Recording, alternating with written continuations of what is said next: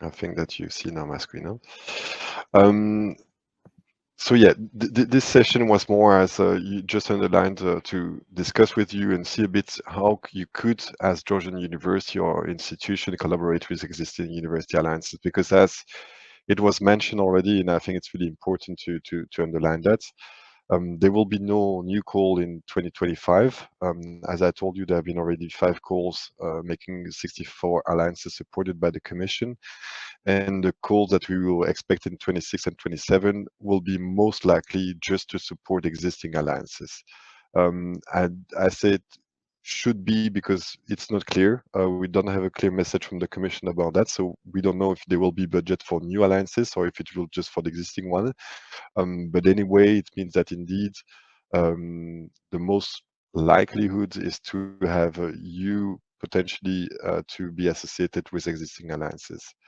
So indeed, no new alliances in the near future, but as I told you, possibility to join existing one. And I think that it's also really important just to realize that you could also clearly benefit also um, from the alliances that exist and their impact. I think that it's important also to think about what exists outside the European University initiative. Of course, it's an important one, but there are also key action too in Erasmus, like the strategic partnership. There are also, I'm sure that some of your university are part of university networks that are also possibility to also be involved in a way or another to this flagship initiative of the European University Alliances. Um, this said, we discussed when preparing the session here with Mariam that maybe it will not be so relevant to mention the criteria for the previous call in 24. But I must admit that when I was preparing the presentation there, I thought that still it might be useful for you so that you see a bit what was the expectation from the European Commission. So that's why I will go quickly back on the last call about the criteria and eligibility, because I think that it might also help you in the future to see how you could be involved in the European University alliances. So basically, the last call that we had, and that's what the call that we had answered, we responded to, with the Circle U. On one side, there was a part of the call that was to support existing alliances, such as Circle U, and support new alliances. And on the other side, there was this creation of the new community of practice that I mentioned in my previous presentation. Interestingly, those project duration are of 4 years with a total budget that is quite high. And what is really interesting also, if you are used to Horizon Europe project, is that they decided to have an approach of lump sum.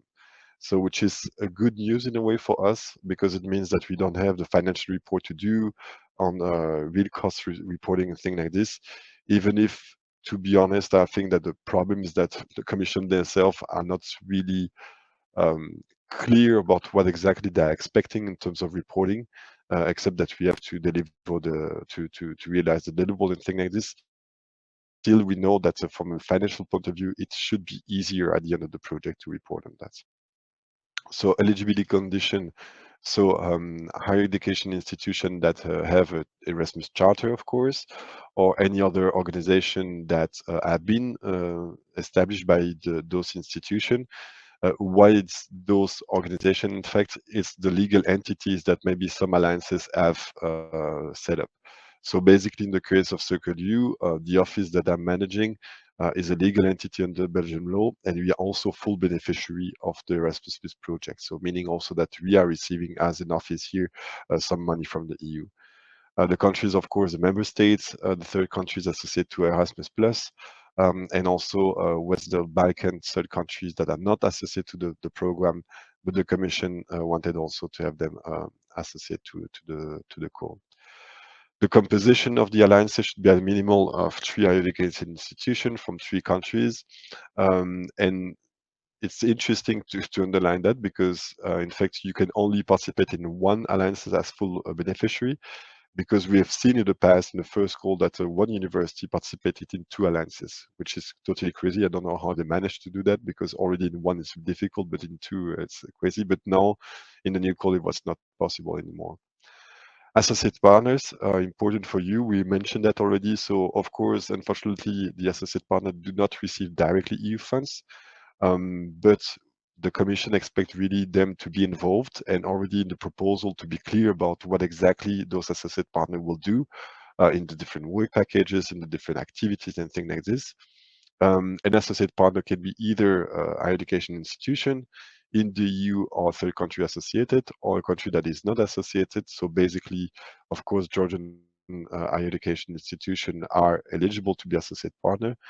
And what we have seen also, and that's the case especially for us in Circle U, we have also associated some public or private organization. In our case, sorry,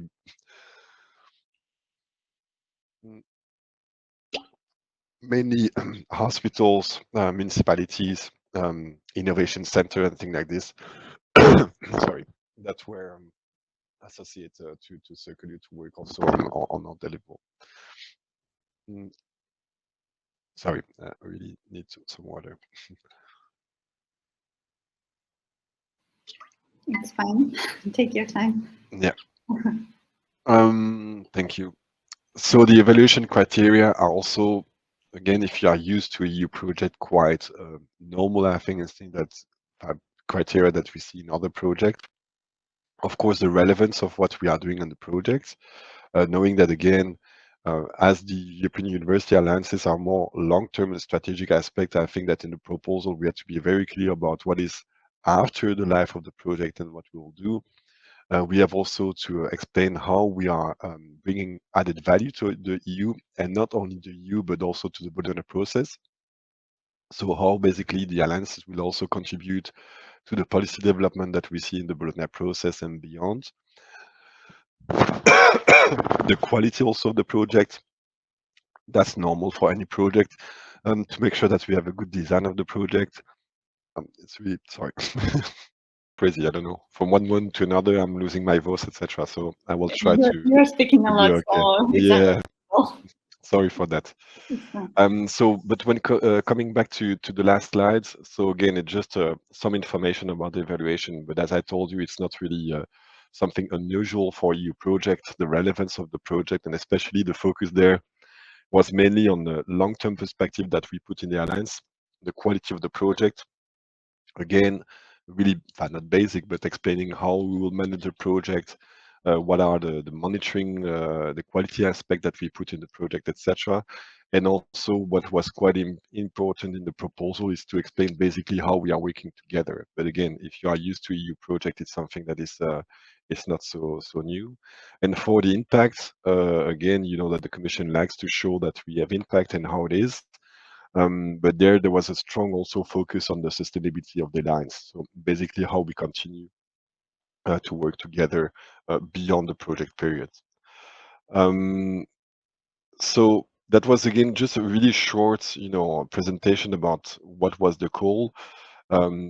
Some aspect that from my perspective, I realized when we worked on the proposal with Circular what's really important. Of course, and I think it's obvious, but having just one person from one university working on the full proposal is just impossible. So from the start, and I will mention to you afterwards how we have worked in Circle U, but it's clear that it's clearly a teamwork. Make sure also that we share the different activities and responsibility across the partners to make sure that in a way or another, all of the partners feel that they are committed. Make sure also that even if they are not in charge of everything, that we can communicate regularly on what is happening and how we are progressing on the proposal. So it's really about the ownership of what we are doing. Make sure that still, if it's not one person drafting directly or writing directly the proposal, that one person or a group of person is overviewing the process because you need in a way another coordination. Make sure that the proposal, even if for the alliances there was a big proposal, that it should be simple and clear, and basically to make sure that you're answering the criteria that the evaluator will look at. And last but not least, well, you have a call with the objective, with things that you have to explain. Make sure that in your proposal you are you are doing that. For Circle U, to give you just an insight of how we have worked. So as I told you, here I'm talking about the proposal of the second call. So we were already funded with the first call in 21, and that's in fact the process when we started to respond to the call in 24. So as you see, we started the project, the process really early, already in March 22, knowing that the deadline for the call was in 23, in February 23, so it was quite early. And we started on one side to have more strategic discussion with the rector's president and vice rector vice president about where we want to be in 2030. And after that, based on that, that gave really the material and the content about what we wanted to do. We started this drafting of the proposal as such in September 22. So you can imagine that we have worked quite hard from September until February, knowing that moreover we had the good surprise that the Commission changed the deadline and put an earlier deadline for that. So it was really, really crazy. Even if it was mainly driven by vice rector and vice president to what we call the board. In fact, we had a lot of consultation with academics, with professors, with researcher and staff, and that's of course take a lot of time. In CircleU, we have 500,000 students, 70,000 staff members, so you can imagine that of course we are not able to consult everybody, but if you try at least to consult some of them, it takes time, of course.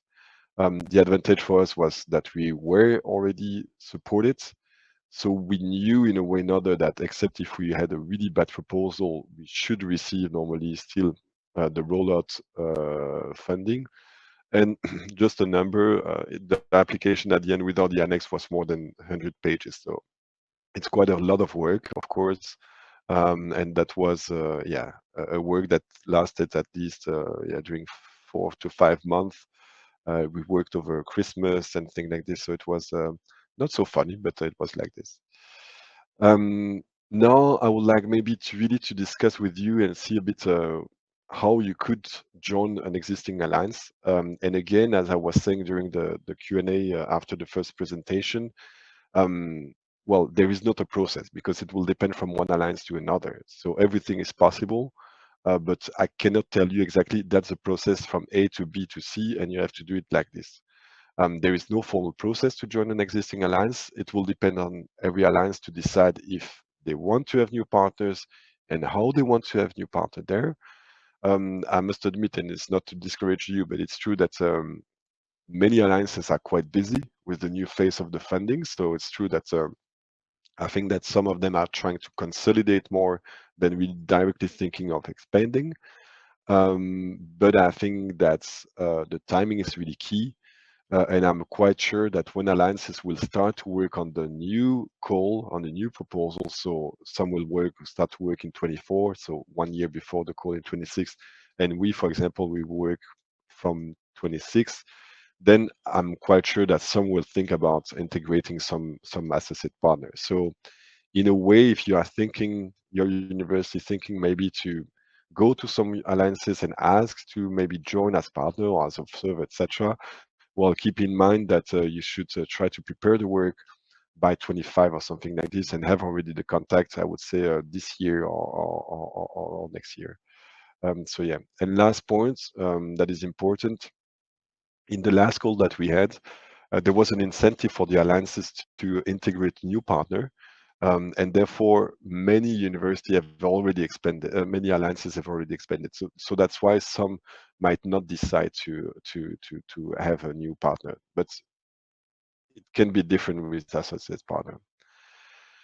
Joining an alliances, are you ready for it? That's the typical 5 Ws and H that I guess that you know also in terms of project management. The question that you should ask yourself, why in fact your university would like to join an alliance. I think to be honest, and I'm sorry to be maybe a bit direct, but if it's just not to miss the train, I think it's not really a good reason. So I think that you really have to think first about what is your strategy in your university? What are the priorities that you have in education, research, and innovation? What is your priorities in terms of Europeanization, of European integration, internationalization, and based on that, well, reflect on why then it makes sense to join alliance. Who should be involved into this reflection? Of course, I think that's at the highest level, because as I told you, joining an alliance, even as a associate partner, means that in a way or another, you will have to commit yourself with some resources and things like this. So the rectorates and president and things like this should be involved.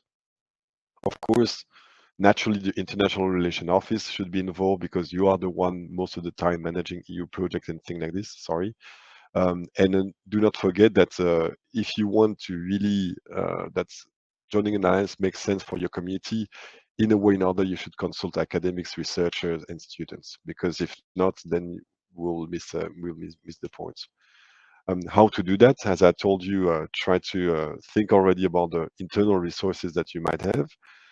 It's true that I didn't follow up on the question that we had so far. Being in part of the alliance doesn't mean that you have to create a full team just for that. I think that you have to use the existing resources, see again how you can really embed in what you have as a structure, and try to also to use the experience that you had so far in other EU project, in other partnership that you might have in the region or something like this to also do that. What is it? It's of course the question about, okay, is the alliance just another EU project that I want to be part? Do I want to be there just to have EU money, which is not the case in your case as a SID partner, or do I really think that being in alliance could really transform what we are doing and can really help my university, my institution to be better in a way and have a more quality in education program, be a better position in a way in Europe, etc. So I think it's something that is really important. Where to go? So when I say where, it's which alliances. I think I mentioned in my previous presentation, there is a really nice website on the Commission where you have a map with all the alliances and the members, etc. I think that there is a work if you want to join alliance to analyze the existing one, see also based on your bilateral contacts, which are the one that makes sense, on your profile as institution, what it is also. So yeah. And as I told you, the when, those two calls that will be coming in 26 and 27, give you a kind of calendar how to progress on that also. To maybe share with you what happened with Circle U, as I maybe told you, we started in fact with 7 partners. 2 partners joined during the what we call the pilot phase during the first 3 years in 2022. The University of Vienna and the University of Pisa. It was really interesting because, of course, they joined, in fact, in the middle of the project. So as you, they didn't receive any EU funds, but they came still there. They participated in all the governance and all the decision making within a way or another their own budget. And they were really present. They were really putting also, resources to make sure that they can contribute significantly to Circle U. And why? Because basically, in fact, the rector, the management of the university were convinced about that, and they wanted also to be part of that, to make sure also to contribute with their own strength, with their own, I would say, priorities and vision for Secudu. After that, in fact, and I'm sorry maybe to say that, but at the GA and the General Assembly, the rectors and president of Circle U, so it was back in June 22, I think, or yeah, 22. They decided so far not to accept new members. That was a decision they made in 22. Things can always change, but since then it's true that we have received many requests to join Circle U. Most of them, to be honest, were not really relevant. Why not relevant? Because basically it was universities that were of really different profile, with different priorities and things like this. And so most of the time it was even there was not an analysis of really the request that we received.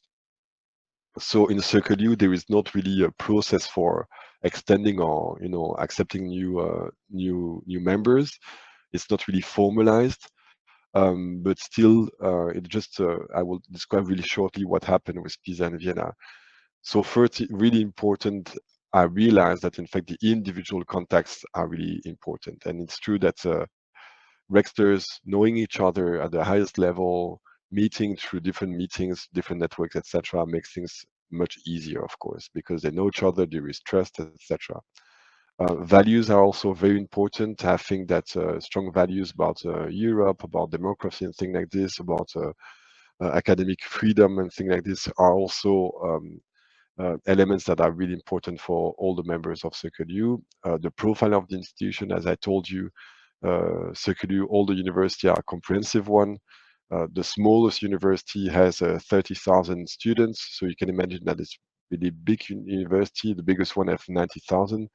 The quality also of the research and academic, we are not necessarily looking at rankings and anything like this, but still they are looking about, how they are also, what is the reputation, what is the history of, what is the background also of the university. And last but not least, is also the commitment of the university, not only the fact that the rectors or president are there, but make sure that in a way or another, in fact, there are also some financial aspects and financial commitment there to make sure that you can also contribute to Circle. And that's basically a small schematic representation of what happened.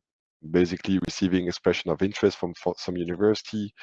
Based on that, we made some kind of desktop research about what is with the university, what are the strengths, what are the weaknesses, the opportunities. So this desktop research leads us to make a SWOT analysis that we share with the directors and president, also vice rector president. There have been some interviews sometimes. So basically, the board of vice rector, vice president was inviting the vice rector, vice president to present himself, to present the university, why they wanted to join Circle U. And based on that, our board was making a proposal to directors and presidents.